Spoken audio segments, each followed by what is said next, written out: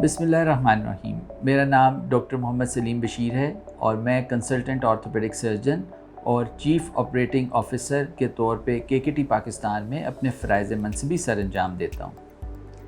क्या कभी आपने या आपके किसी जानने वाले ने ऐसी अलामात को महसूस किया है कि जिसमें मरीज़ बैठे हुए तो ठीक हो, मगर जब वो खड़ा हो या चलना शुरू करे तो चंद ही लम्हों बाद या कुछ मिनटों बाद उसको ऐसे लगे कि जैसे उसकी कमर भारी हो रही है, या उसको ऐसा महसूस हो कि जैसे उसकी कमर से दर्द उसकी टांगों में जा रही है, या उसके पैर या टांगें सुन्न हो रही हैं, या उसके लिए चलना मुश्किल हो रहा है। और ऐसा मरीज़ जब बैठ जाए तो चंद मिनटों बाद उसको ऐसे लगे कि उसकी दोबारा सूरत हाल बेहतर हो गई है और वो दोबारा चलने के काबिल हो गया। क्या आप जानते हैं कि ये बीमारी किस वजह से होती है? इस बीमारी की दो बुनियादी वजह हो सकती हैं। एक वजह है स्पाइनल स्टीनोसिस और दूसरी वजह वेस्कुलर क्लॉडिकेशन। इन दोनों में स्पाइनल स्टीनोसिस सबसे ज़्यादा कॉमन है। मुआलजीन मुख्तलिफ तरीक़ों से, क्लिनिकल एग्जामिनेशन से और टेस्ट से इन दोनों बीमारियों में बहुत आसानी से फ़र्क कर सकते हैं। आज मैं स्पाइनल स्टीनोसिस के हवाले से आपसे बात करूंगा और ये गुफ्तगू करूंगा कि मरीज़ स्पाइनल स्टीनोसिस से दुचार होकर ऐसी अलामात से क्यों गुज़रते हैं। सामीन, स्पाइनल स्टीनोसिस एक ऐसी बीमारी है जिसमें रीढ़ की हड्डी के पीछे मौजूद सुराख टाइट होने लगता है। इस सुराख में हराम मगज़ पड़ा होता है।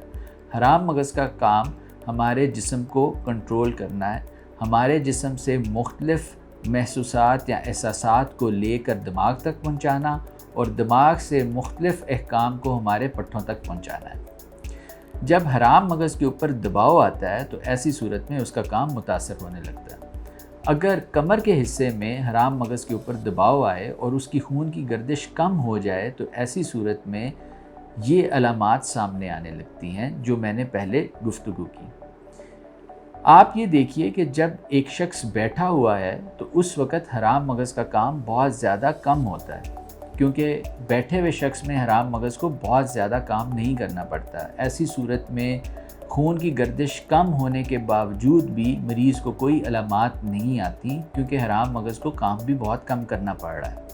मगर जब मरीज़ खड़ा होता है और चलना शुरू करता है तो ऐसी सूरत में हराम मगज़ का काम बढ़ जाता है, क्योंकि अब हराम मगज़ को पट्ठों को भी कंट्रोल करना है, बंदे को गिरने से भी बचाना है, अगला कदम भी उठवाना है। ये काम बढ़ने की वजह से उसकी खून की डिमांड भी बढ़ जाती है। मगर खून की गर्दिश कम होने की वजह से जब उसे खून नहीं मिलता तो आहिस्ता आहिस्ता हराम मगज़ से मुतल्लिक़ मुख्तलिफ़ अलामात सामने आने लगती हैं।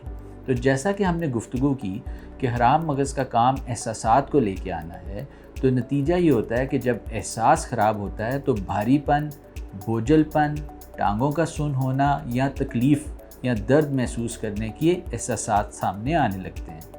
और इसी तरह जैसे मैंने कहा कि हराम मगज़ का काम दिमाग के पैगाम को पट्ठों तक पहुंचाना और पट्ठों को कंट्रोल करना है, और जब ये काम मुतासर होता है तो पट्ठों में कमज़ोरी और पट्ठों का काम करने में मुश्किल, ये एहसास मरीज़ के सामने आने लगते हैं और उसे लगता है कि टांगों में जान नहीं या वो गिर जाएगा, लिहाजा वो बैठ जाता है। जब मरीज़ बैठता है तो हराम मगज़ का काम फिर से कम हो जाता है और थोड़ी खून की गर्दिश उसके लिए दोबारा से काफ़ी हो जाती है।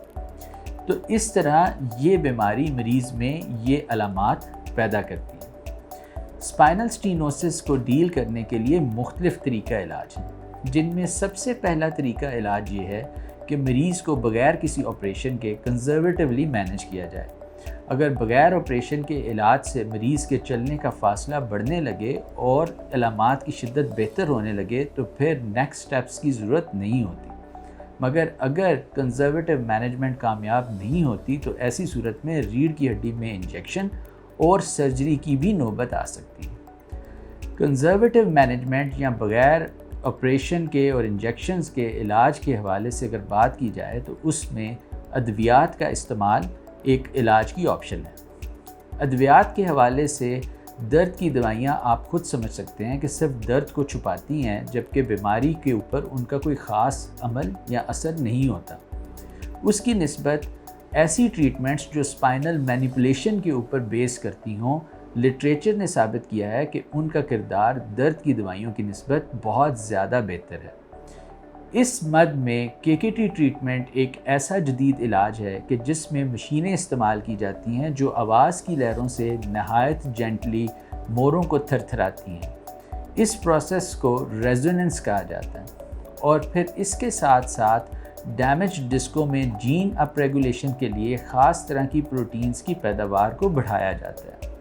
یہ دونوں کام پیشنٹ کے اندر ایک بنیادی تبدیلی لے کے آتے ہیں جو اس کو ہیلنگ کی طرف لے کے جاتی ہے۔ KKT طریقہ علاج سے اسپائنل سٹینوسس کے بہت سارے پیشنٹس کو بہت کامیابی سے ٹریٹ کیا گیا ہے۔